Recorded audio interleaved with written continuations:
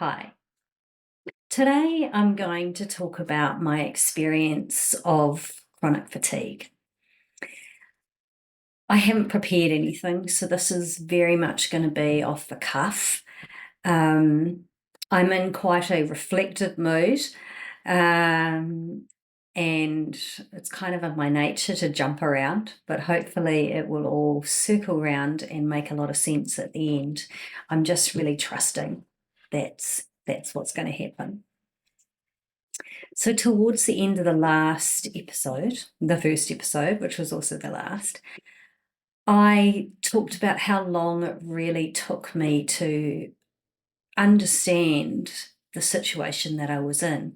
And, going back to the doctor every week and then every 2 weeks for a while, sort of thinking that I was going to be okay and be able to go back to work, and then sort of finally realizing that maybe in 3 months I'd be able to.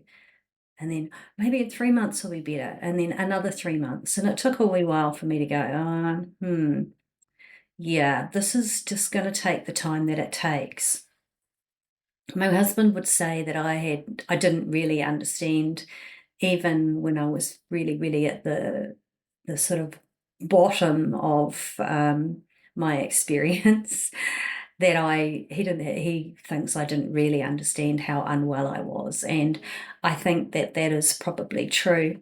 I think maybe we have this sort of defense mechanism almost within us that keeps us slightly above water, keeps us our head sticking out of the water, treading water, still being able to breathe, so that we're not completely falling into it and consumed. Well, I feel like I have that kind of survival instinct at any rate. So I started sort of collecting a few symptoms. And honestly, I probably can't even remember all of them. I definitely remember the twitchy eye, because I remember trying to fall asleep with my eye going like this, and it was really hard. And of course, my sleep cycle was completely messed up. I definitely remember the headache that I had for well over a year. The sore throat especially came back when I'd overdone things. Restless legs. Oh my goodness, those restless legs at night, when you have to move or they twitch. That was really, really uncomfortable. Obviously, the fatigue and not having any energy, waking up feeling really, really groggy, being tired but wired, the heart palpitations, feelings of anxiety, the racing brain, the doom thinking, the catastrophic thinking that everything was falling apart, almost as if I was permanently premenstrual. The repetitive thoughts going round and round and round, the incessant look for solutions and reasoning and trying to understand why this was occurring, rather than just accepting that this is my reality right now in this moment. And that's how it was. So all of that was challenging. And, I'd always prided myself on being, I guess I was quite achievement oriented. I didn't realize how much I needed to feel like I was achieving things and doing things in order to feel good about myself. So that was really challenging, because I wasn't able to do a lot of those things. I did learn to derive an inordinate amount of satisfaction from achieving something like emptying the dishwasher. That was my big goal for the day, and I achieved it. And I felt like I contributed to the household, and that was really important to me. I also really struggled with, because I'd also prided myself on being a reliable person, that I would turn up when said I was going to turn up and do what I was going to do. And I couldn't commit to anything, because I didn't know how I was going to be. And so breaking these plans with people was really, really an affront to my identity and who I felt that I was as a person. Making plans. Oh my God, I used to love making plans, like I did really live in the future quite a lot. I had my diary, everything written out, and as I would do it, I'd get a different color highlighter for depending on what kind of thing it was. Pink for work, yellow for sport, to the nth degree. I love my stationery. So not being able to plan, man, that was really, really challenging as well. And so, you know, not being at home and really just spending time with my husband, my chickens, and my dog, and not having a lot of social contact and connection with other people. This is really pre-Zoom. Was really, really hard as well. And so, it almost, I think, doesn't matter which chronic illness you have, you do experience feeling lonely and isolated because other people don't understand. And of course, they don't understand. They haven't had that experience. How could they possibly understand? And also, they're not you, so they don't know what your unique set of triggers are and things that are really challenging for you. And God bless the people that are able to just sit and hold space and listen and be there for you in that way. And I do hope that you have those people in your life. I didn't really, to be honest. And that was, my husband and I are a pretty tight unit. So we got through it.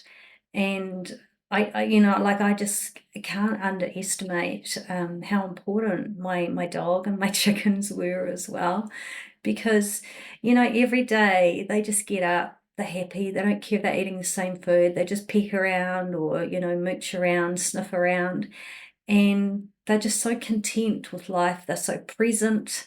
They're so engaged with what they love and what just does it for them, and they just love company, and it doesn't matter what you do as long as you're there with them in that moment.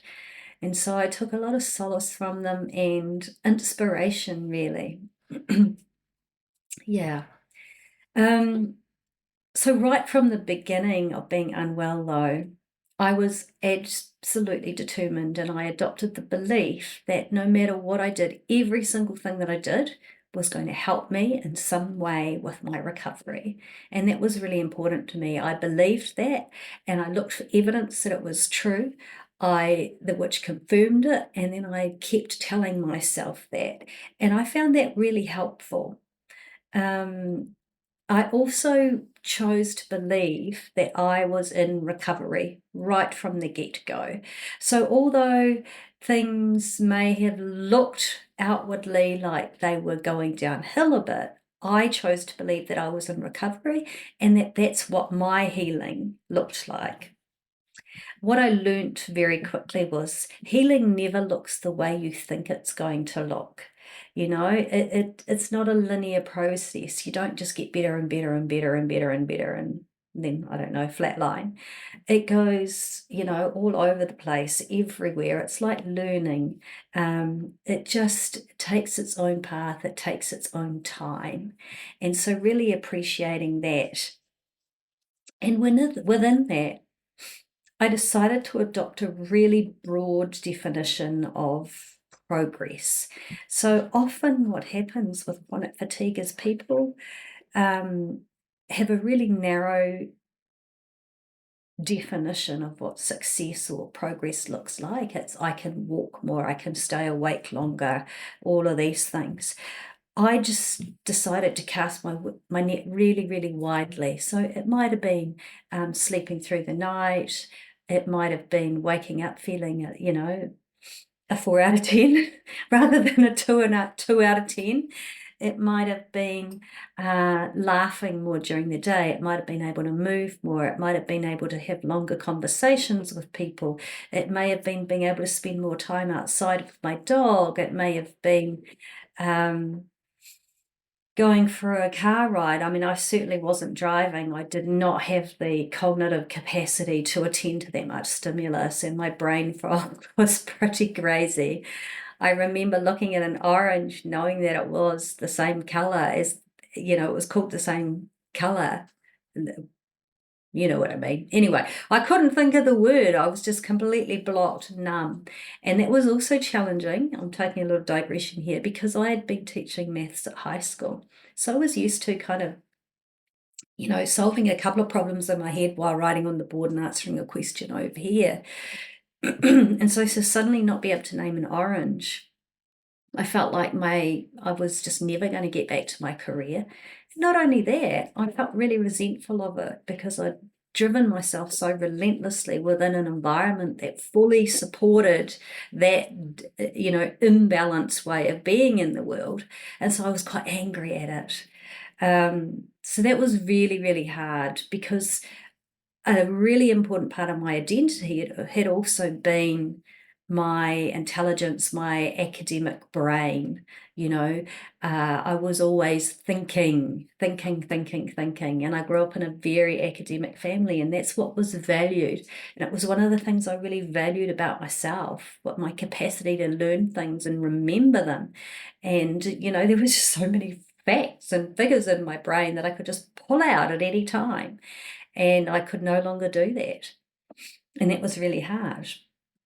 So I really had to let go of a lot of the things that had been part of my identity and who I considered myself to be, and accept where I was right now and start really embracing balance and diversifying my identity, diversifying my personality, just like I was diversifying my definition of progress and success as well. So, the whole chronic fatigue experience 100% made me a much more balanced, well-rounded person. The other thing that I had to really diversify and change was this emphasis on everything being seen through the filter of my brain and thought, and really move so much more into my heart and feeling and emotion. And they had been very challenging for me. I didn't feel particularly safe in my body and in my environment. And I grew up in a place where feelings weren't really expressed and love wasn't, the dominating feeling in the room. And so it had always felt very vulnerable for me to express myself in this way. In fact, I didn't really know how in a lot of ways. So to really move into that space of listening to my body, not my mind, which was just going crazy, was very, very challenging for me. And it was certainly one of the purposes, I think, of my experience, and certainly one of the most wonderful outcomes was to really move me more thoroughly into my heart. As a child, I had always been quite emotional, was the way that it was phrased. As I say that, I can actually hear myself go, bullshit. That was the phrasing that your mother used. But and it was bullshit, actually. What happened was I felt unsafe. And so what I would do is I used empathy as a strategy to keep myself safe. And I talked about this in the first episode. And so I became very attuned with other people's feelings and emotions, and I took them on as my own. So even though I'd had these parts of my identity, that I'd adopted, the achievement stuff, the being on time, the being reliable, the, clever person, the cognitive person, I'd taken all these feelings and those identities, and they weren't really me. They weren't authentically me. So this process of chronic fatigue kind of dismantled my identity and who I thought I was, and gave me the space and time to actually consider who I wanted to be. And the irony of this was, because I didn't really know what I felt like, what my energy felt like, because I was carrying layer upon layer upon layer of everybody else's. And so the irony being chronic fatigue, it's like almost getting you back to a 0 point where there is no energy, right? Because this is the common theme.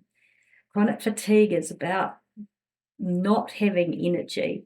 And so it got me back to this point, the 0 point where I couldn't feel anybody else's energy because I didn't have the capacity to almost, but I couldn't also feel my own.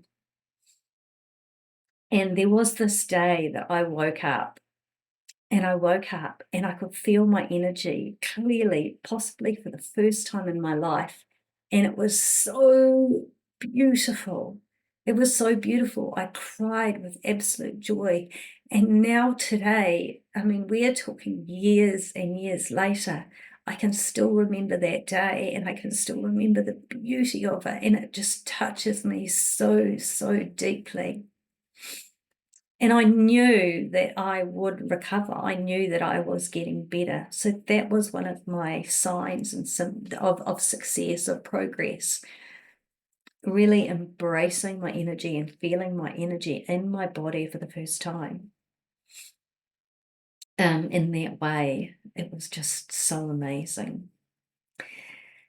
So yeah, day to day, I've always loved learning. And so I took this as an opportunity to learn about myself and who I was and what I wanted in life. And I needed to create a structure that would help me do that, but also help me get through every day and stay in the best shape mentally, physically, spiritually, emotionally that I could. And so I had a daily routine that I did to help me stay on track, stay focused on healing and recovery, and stay well. And everybody's got a different daily routine, and this is really building my foundation for wellness. Throughout my life, I had never really cared or looked after myself properly, and I did not understand that until I got chronic fatigue. I did not understand when people said, be your own best friend. I didn't know what that meant until I got chronic fatigue, and I learnt, I was very well schooled in it, what it means, what it looks like, what it sounds like, the kinds of things you say to yourself, the kinds of things that you do for yourself. For me, it was a real extravagance looking after yourself. That's like, I don't know, it's what rich people do who don't have jobs or something. They take time to do all these things, but it's not that at all. It really is found in the little things. I mean, even, stroking your hand, even taking the time to touch yourself lovingly like this is taking care of yourself. Doing things reverently and with care is taking care of yourself. And I just hadn't got that. No doubt you're all probably a bit ahead of me on that.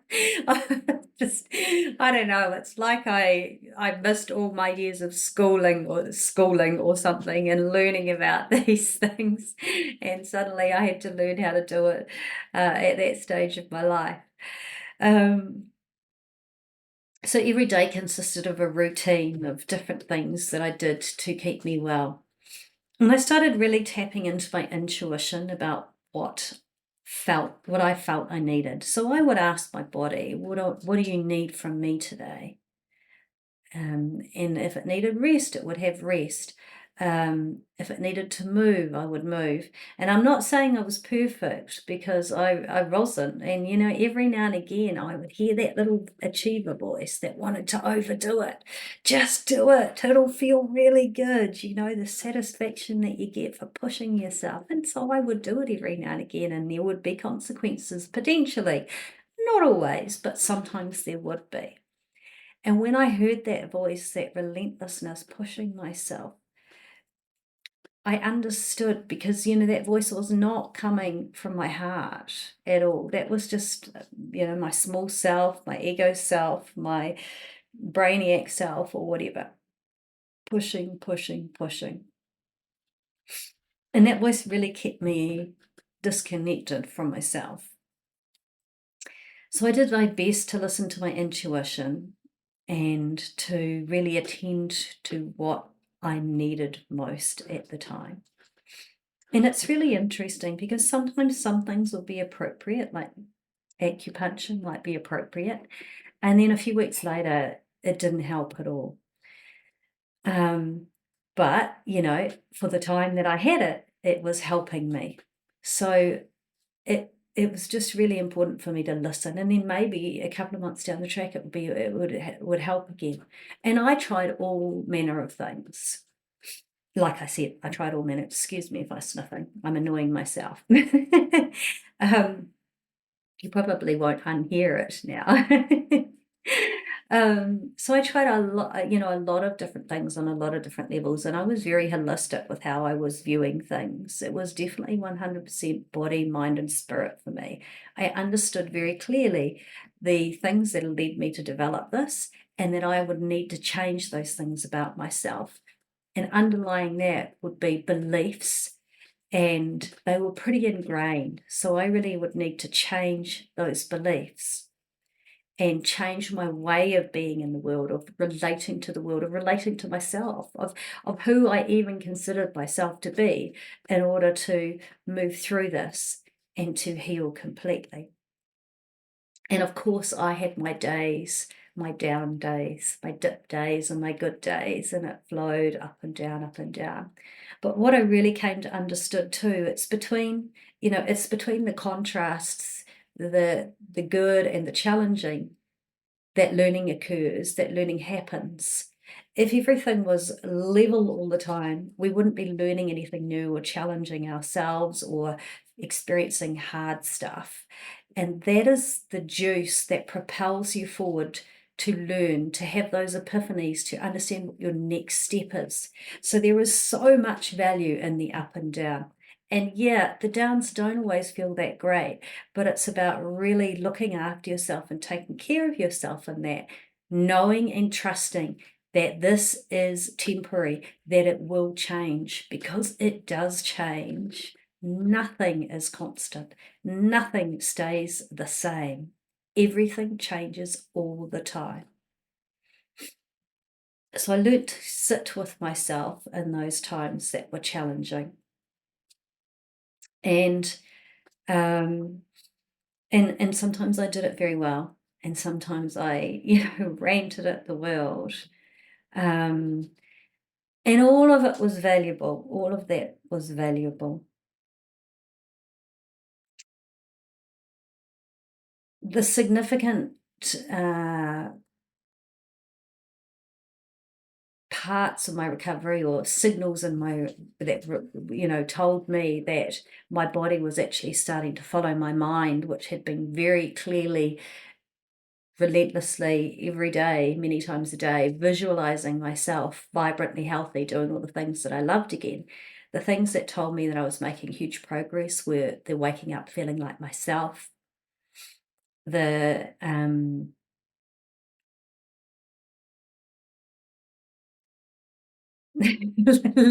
the brain fog lifting, sleeping through the night and having really, getting my sleep cycle back. That was quite wonderful.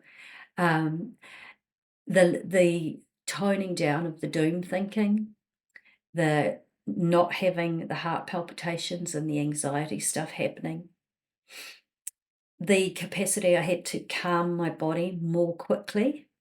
It was happening more quickly, and I was able to self-regulate much better. The recognizing when my body was starting to go into that survival physiology, and being able to really, at first of all, being aware of it and then being able to stop it. Able to do physical activities that required focus. Now, this was an interesting one for me, because I could do restorative yoga, but if I tried to do active yoga where I was really intensely focused, that was very, very challenging for me. And for a while, I could actually run, which for me had always been my meditation and relaxation, but I struggled to walk, because walking was my thinking time. And so anything that involved a lot of thinking was really hard, and focus was really hard for me. The other things that really triggers were overwhelmed me very quickly were complex social situations and emotional situations. And that really tied in with the fact that not only was my nervous system dysregulated, but emotional regulation had been really challenging for me. And honestly, I don't think I'd ever really been fully emotionally able to regulate. And, this is something that I'm still learning to this day. I didn't feel like I grew up with a secure, loving attachment. And if you don't, then emotional regulation is really challenging. And if you have trauma, and remembering that trauma is how your body responds, what it remembers, how it reacts, not what actually happened, then emotional regulation can be challenging. Emotional regulation, nervous system regulation, they really go hand in hand. So if one is a challenge for you, chances are the other one's also not regulated. And then, of course, the immune system is part of that as well. So being able to emotionally regulate is a work in progress, but definitely much, much better at it. And what's really interesting, it's not something I'd ever thought about. It's not something that I'd ever considered. And the more and more regulated I became, nervous system wise and emotionally wise, the more I realized that this is something that I never really experienced before. So how can you get back to something that you've never actually experienced it? So that is really fascinating, because you're moving towards a place that you are not even familiar with and that you don't have the experience of. But when you get there, you understand what it feels like. But of course, there is no there. There's always more. You can always be more regulated than you are. So it's a real step into the unknown. And a number of my clients that I've worked with have had the same experience, that they haven't even known that they weren't regulated until they started to become regulated. And then they're like, oh, wow, okay, this feels, a lot different. This is quite amazing. It's so subtle, but so profound as well. Another really cool step, signaling recovery, was when I stopped scanning for and looking for symptoms. So I had been doing a lot of neural retraining with that. And then a few days later, I was like, oh, I've stopped scanning. So it's really interesting how quickly you can forget about these things that have been the bane of your life for quite a long time and not even notice that they've disappeared. And for me, this is one of the benefits. Obviously, I'd missed it out somehow along the line there, of every night writing down the small wins. And small wins are everything. And they can be tiny. It could be like, I managed to read a whole paragraph today in one sitting, and I was able to focus for that amount of time.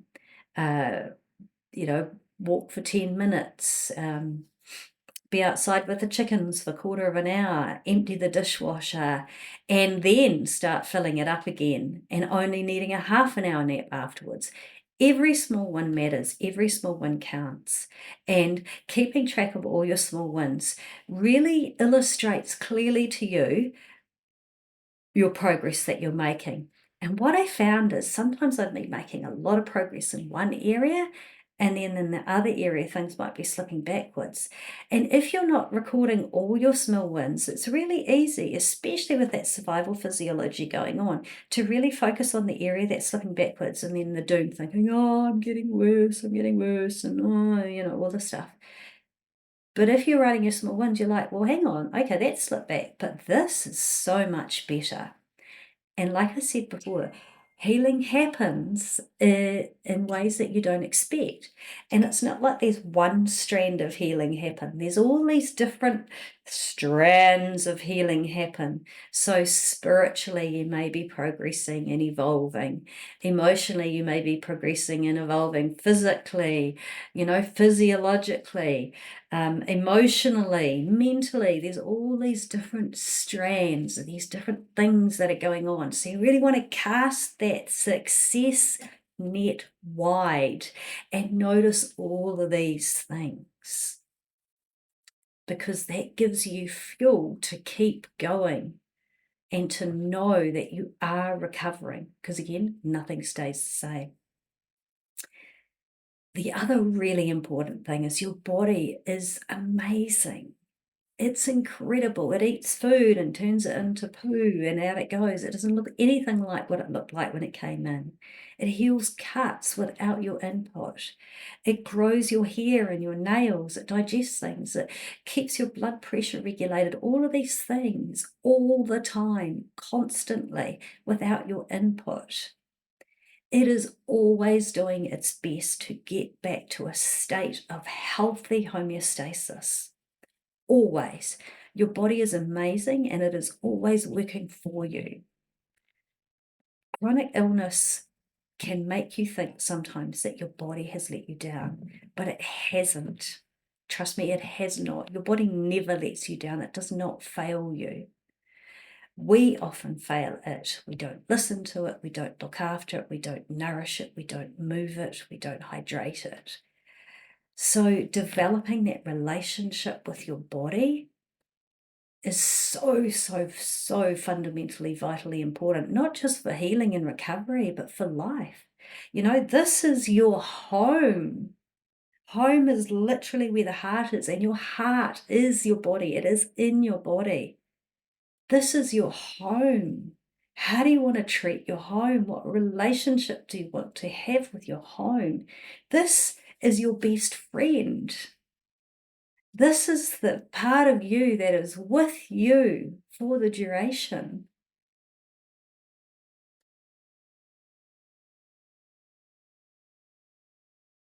And you are with it. What kind of conversations do you have with your best friend? What do they sound like? What are you saying to your best friend? What is your best friend saying to you? Do you listen to your best friend or do you just yabber incessantly at it and not give it time to respond? And then not listen to its response, and then not act on its response. It is so important, so fundamental that you really start working with your body, with your best friend. At the end of the day, this is one of the things that is going to help you heal and recover.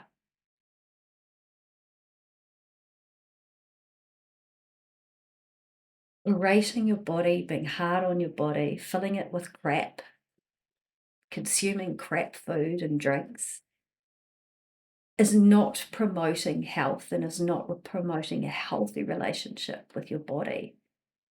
That is the bottom line. So it's about adopting habits, ways of thinking, beliefs that are in line with healing and recovery and what you want for your life. Why hold on to things that don't serve you? It's just a habit. I mean, there is an attachment there. Of course there is. Anything that we've been believing for a long time, there's going to be an attachment there. But once you become aware of things, you have the power to choose and to change your change your behaviors, choose your beliefs. And so it's such a powerful thing to do. You're an adult. You can choose to believe whatever you want to believe. You can rewrite the story of your life if you like. Why not? You're a grown up. You can do that. You can make that choice. So that is one of the things I also encourage you to do is to just things that don't work for you, beliefs, friendships, habits, just throw them out. Become laser focused on recovery and your life beyond recovery. It feels like probably quite long enough for the moment. I'll see you in the next episode. I hope this was useful for you. Please, please, please comment below, share your experience. Tell me how it's going for you.